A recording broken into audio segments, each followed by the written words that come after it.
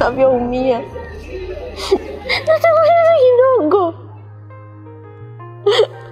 Unajua maumivu niliona ndani ya moyo wangu dada. Nampenda. Dada siwezi kuvumilia. Naona muda wote nalia. Dada siwezi.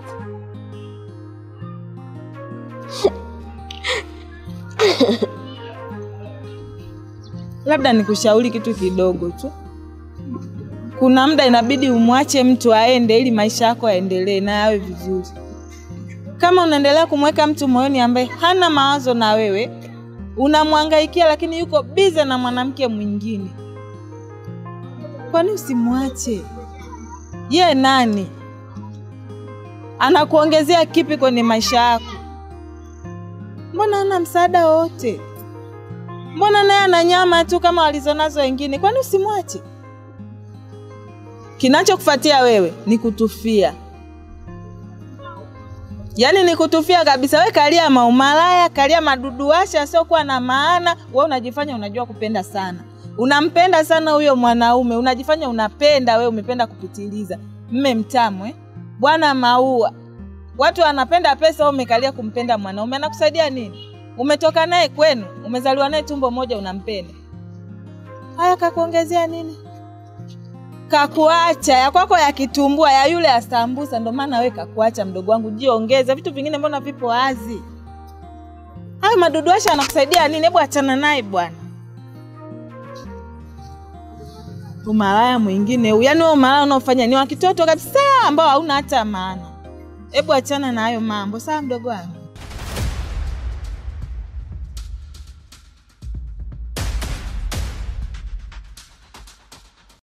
Amekuja hapa kibinti. Kinalalamika umemchukulia bwana yake. Yaani kitu kilichokuja ni kidogo na wewe umemchukulia bwana yake, nabaki tu nashangaa. Hivi kama wewe bwana anawapenda kweli, kwa nini hasije hapa akakuchukua wewe kwa heshima, akakutolea mahali? Unaanza kungangania vibwana ambao havieleweki. Kwa hiyo ndio maana umetoka hapa asubuhi unatoroka, hata kuaga hamna, unasema umeenda dukani. Hayo sio dawa zikapi? Ulinywa huko. Eti mshenzi wewe. Nikukute huko nyumbani. Naondoka. Nikirudi tunaanza tulipoishia. Sitaki upumbavu. Jinga kweli tunang'ania bwana. Bwana gani? Wacheza vigodoro. Wambea na uongo. Mama nyumba za kupanga. Mjomba naye kavishwa sanda. Ayayaya, wauza utumbo. Nao wamo umo wauza vitumbua. Nao wamo umo wauza utumbo.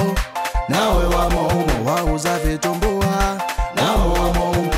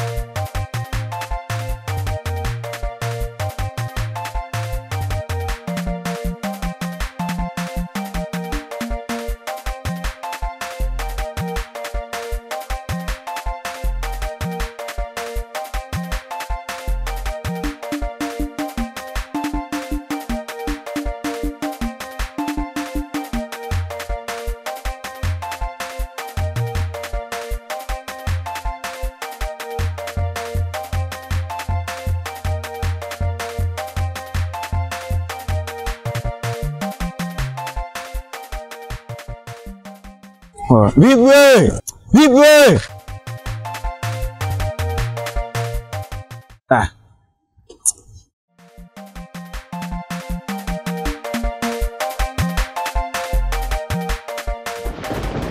Mzee bana, ni nashukuru sana kwa kunipokea. Nashukuru sana kwa kunipokea kwa furaha zaidi. Binafsi nimefarijika sana mzee wangu kukutana nawe tena. Farijika sana. Kitu kingine mzee, nimekuita kwa ajili ya kuzungumza kidogo kwa sababu ya ujio wangu pia kuja hapa. Lakini pia kwa tukio ambalo limetokea juzi. Tukio ambalo limetokea juzi mzee, usiwe na usasinaro kabisa. Kwa sababu kuna baadhi ya mambo ambayo yalikuwa kama ule mzigo ambao nilikuwa nataka nikuletee, koti na baadhi ya mambo ya siri yalikuwa kwenye begi. Sikushindwa mzee kuwapata wale watu kwa sababu ya kile ambacho kipo. Nadhani nafahamu mzee alikwambia, maana kidogo nipo kwenye kitengo kwa ajili ya sawa. Sasa niliamua kuacha kwa sababu ya mwanzo mzuri. Kwa sababu yule ni mtafuta yupo hapa na anasemekana anapatikana kwenye kata hii. Sasa na wale ili wapate lazima uanzie chini zaidi kuwatafuta wale ambao wako juu. Sababu yule ndio kinara. Na kwa sababu ni kinara, nikaamini kabisa hawa leo nipokonya ile begi ndio atakuwa ni mwanzo mzuri kabisa wa kumpata yule ambaye anawatuma na yuko karibu nao. Kwa hiyo mimi nilikuwa nimekuomba uniwie radhi kwa kupoteza mzigo wako na kwa kupoteza kila ambacho nilitamani nikilete. Lakini ilikuwa ni vizuri zaidi kwa wale walionipokea. Sababu walinipa kitu kizuri zaidi. Ndio maana niliona ni delay ili isijulikane. Unajua vile vitengo vyetu hatakiwi kidogo tufahamike. Kwa hiyo ijulikane tu ni kijana wako, ni mgeni katoka kwa ajili ya kuja kusalimia hivyo, lakini isijulikane kama ni mtu ambaye amekuja kwa mission nyingine tena. Sawa, kwa hiyo tuwashaka. Madam umefika salama, nashukuru. Wewe umekuja kwenye shughuli yako. Endelea na shughuli yako na usio na hofu na huo mzigo kupokea. Huo mzigo utapatikana. Wala usio na wasiwasi na hilo. Na wamechukua hilo begi, walikuwa hawajui linakuja kwa nani. Wangekuwa wanajua linakuja kwa mzee Juma, sidhani kama wangechukua hilo begi. Na lingine na kusisitiza lingine hasa. Mazingira ya hapa kwenye mji yazingatie. Na kuhusu masuala mengine yote kwa wasiwasi, ule mzigo utapatikana. Mimi ndio mzee Juma. Igogo hii kwa kwamba mzee Juma. Kama ulikuwa unasikia kwa Igogo, hapa ndio Igogo. Ndio mwisho wale. Ndio Igogo. Sisi mimi ndio mzee Juma Igogo. Sawa.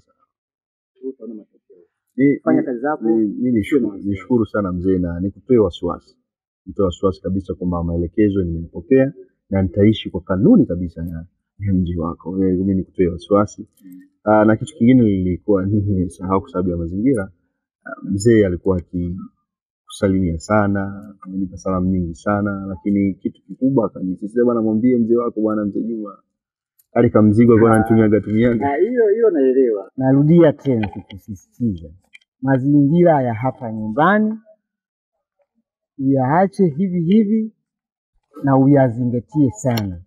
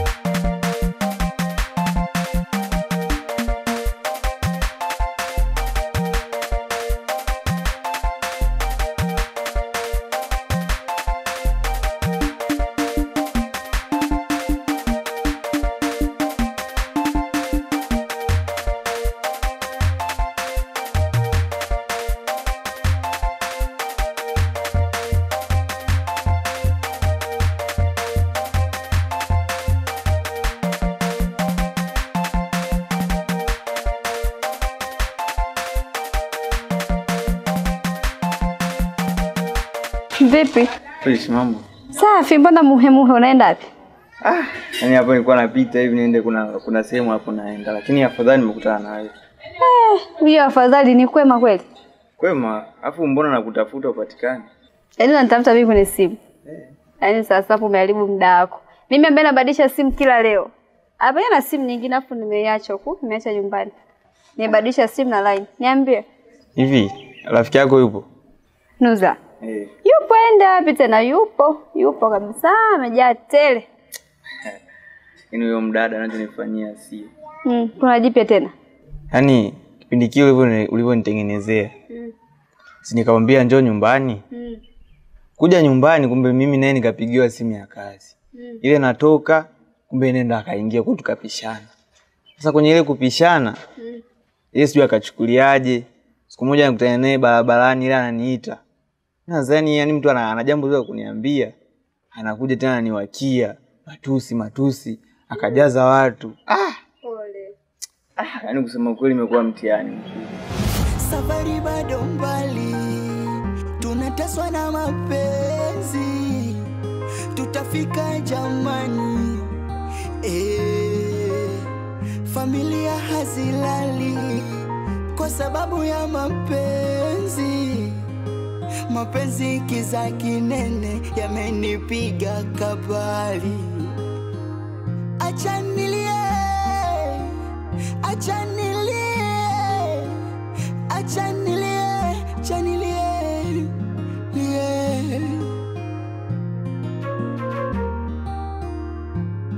familia zinateseka sababu ya mapenzi. Familia zinahangaika sababu ya mapenzi.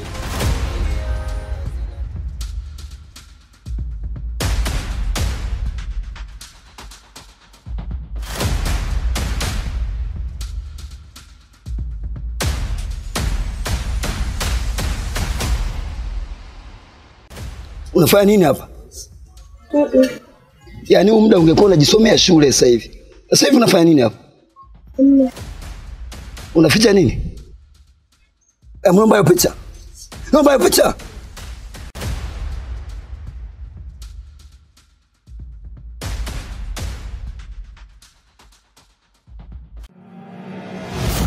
Huyu mwingine ni deti, lakini yako mikugombania mapenzi. Huyu ni mke wa mtu, lakini yako mikugonganisha na ume. Kila nyumba tonza gongo, mirungi na ganja vibaka ukundo kwao. Usiulize mateja ukundo kwao, usiulize. Tabia gogwa ilivishi, ukweli soshwali vibaka ukabadharani. Tabia gogwa ilivishi, ukweli soshwali madada kubaka hadharani. Kupigwa panga hadharani, askari kunigwa romba, mjanazi hadharani, kuvuta bangi hadharani. Kuna mapusha igogo yetu wamejaa kila kona. Kuna mapusha igogo yetu wamejaa kila kona. Kauza nyumba kanwa gali, umvumba huwe mwali, mwana mwana changia bwana, kuna vituko kila namna. Karibu Poti Gogo, ukija uwe chonjo, vibaka kila chocho, yeah. Wanalogana, wanakabana, wanauana, wanabakana, yeah. Mabinti wanajiuza usiku na mchana, watoto wanatembea mpaka na watu wazima. Mapenzi yanachanganya, maisha yanachanganya, kila everyday vituko haviishi.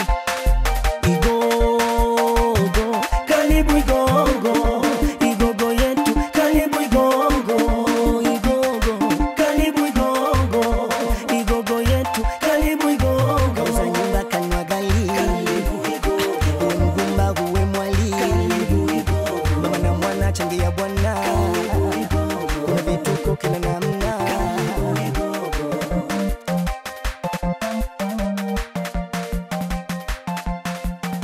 Kuna mashekh na wachungaji, kuna wasanii na waigizaji. Igogo yetu sifa so ile, sasa hivi Igogo